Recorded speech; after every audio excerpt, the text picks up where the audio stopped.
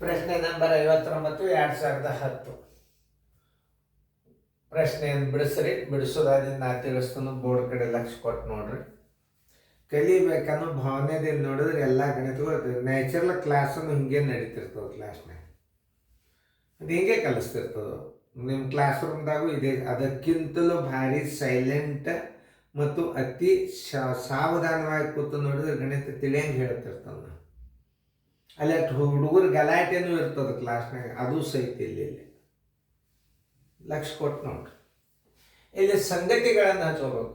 ಒಬ್ಬನು ಒಂದು ಸೈಕಲನ್ನು 450 ರೂಪಾಯಿಗಳಿಗೆ ಕೊಂಡುಕೊಂಡು 50 ರೂಪಾಯಿಗಳನ್ನು ಅದರ ರಿಪೇರಿಗಾಗಿ ಖರ್ಚು ಮಾಡಿದನು. ಅವನು ಅದನ್ನು 600 ರೂಗಳಿಗೆ ಮಾಡಿದರೆ ಅವನಿಗೆ ಎಷ್ಟು ಶೇಕಡ ಲಾಭ ಸಿಕ್ಕಿತು? ಒಂದು, ಕೊಂಡ ಬೆಲೆ ಮೊದಲ ಒಟ್ಟು ಕೊಂಡ ಬೆಲೆ ಅಂತ ತಗೋಬೇಕು.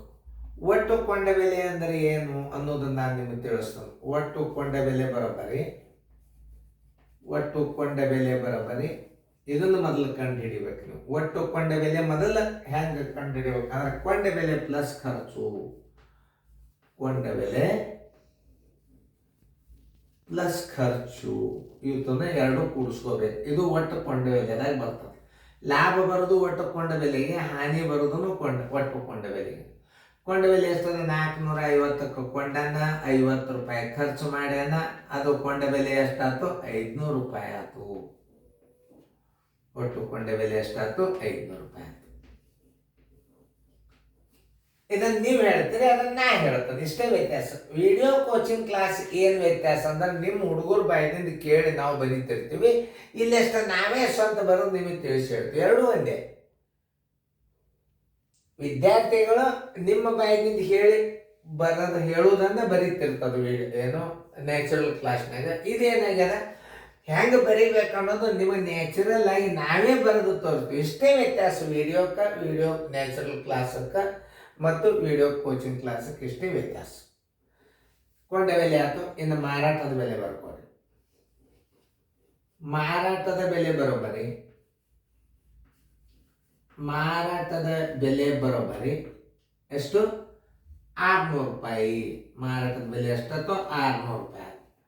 ಕೊಂಡ ಬೆಲೆಗಿಂತಲೂ ಮಾರಾಟ ಬೆಲೆ ದೊಡ್ಡದಾಗ್ಯದ ಅಂದ್ರೆ ಶೇಕಡ ಲಾಭ ಎಷ್ಟು? ಇಷ್ಟು ಬರೆದು ಬಿಟ್ರೆ ಮೂರು.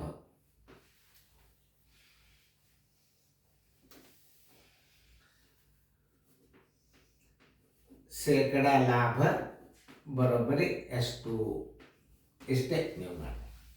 ಶೇಕಡ ಲಾಭ ಒಮ್ಮೆ ಬರೋದಿಲ್ಲ. ಮೊದಲ ಲಾಭ ತಗೋಬೇಕು. ಒಟ್ಟು ಲಾಭವನ್ನು ತಗೋಬೇಕು. ಒಟ್ಟು ಲಾಭ ಅಂದ್ರೆ ಹೆಂಗೆ ತಗೋಬೇಕು ನೋಡ್ರಿ. ಲಾಭ ಬರೋಬ್ಬರಿ ಲಾಭ ಇತ್ತು ಅಂತಂದ್ರೆ ಮಾರಾಟದ ಬೆಲೆ ದೊಡ್ಡದಿರ್ತದ. ಮಾರಾಟದ ಬೆಲೆ ಮೈನಸ್ ಕೊಂಡ ಬೆಲೆ.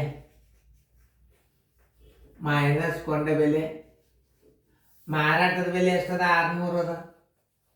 ಒಟ್ಟು ಕೊಂಡ ಬೆಲೆ ಎಷ್ಟದ? 500 ಅದ. ಲಾಭ ಎಷ್ಟಾಯ್ತು? 100 ರೂಪಾಯಿ ಲಾಭ ಆಯ್ತು. ಶೇಕಡ ಲಾಭ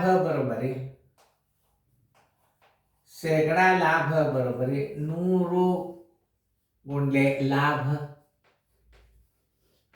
ಸರ್ವಾಸ್ ಬಾಗಲೆ ಕೊಂಡ ಬೆಲೆ. ನೋಡ್ರಿ, ಲಾಭಕ್ಕೂ ನೀವು ಕೊಂಡ ಬೆಲೆಯಲ್ಲೇನೆ ಭಾಗಿಸ್ಬೇಕು. ಹಾನಿ ಒಂದು ವೇಳೆ ಬಂದ್ರೂ ಕೊಂಡ ಬೆಲೆಯನ್ನೇ ಭಾಗಿಸ್ಬೇಕು. ಇದು ನೆನ್ಪಿಟ್ಕೋಬೇಕು ನೀವು. 100 ಗುಂಡ್ಲೆ ಲಾಭ, ಒಟ್ಟು ಕೊಂಡ ಬೆಲೆ 500. ಇವೆರಡು ಸೊನ್ನೆದು 5 ಒಂದಲೆ 5 20 ಬರೋಬ್ಬರಿ ಶೇಕಡ 20 ಲಾಭ. ಶೇಕಡ ಚಿಹ್ನೆ ಹಾಕಬೇಕು ಕಂಪಲ್ಸರಿ. ಆನ್ಸರ್ 20 ಶೇಕಡ ಲಾಭ. ಉತ್ತರ ಸಂಖ್ಯೆ ಎಲ್ಲದ ನೋಡ್ರಿ, ಹುಡುಕೇಳ್ರಿ. ಉತ್ತರ ಸಂಖ್ಯೆ 20 ಶೇಕಡ ಲಾಭ. ಉತ್ತರ ಸಂಖ್ಯೆ ಸಿ. ಇಷ್ಟೇ. ಇವೆಲ್ಲ ಲೆಕ್ಕಗಳು ನಿಮಗೆ ಇವು ಫಾರ್ಮುಲಾ ಲೆಕ್ಕಗಳು ಅಂದ್ರೆ ಸೂತ್ರದ ಪ್ರಕಾರ ಮಾಡುವಂತ ಲೆಕ್ಕಗಳು. ಇದನ್ನ ಒಂದೆರಡು ಸಲ ನೋಡ್ಕೊಂಡು ಬಿಟ್ರೆ ಬಂದು ಬಿಡ್ತಾವೆ. ಇಷ್ಟೇ. ಚಂದಂಗ ನೀವು ಇದನ್ನ ಅಭ್ಯಾಸ ಮಾಡ್ರಿ, ಬರ್ಕೋರಿ ಫೇರ್ದಾಗ.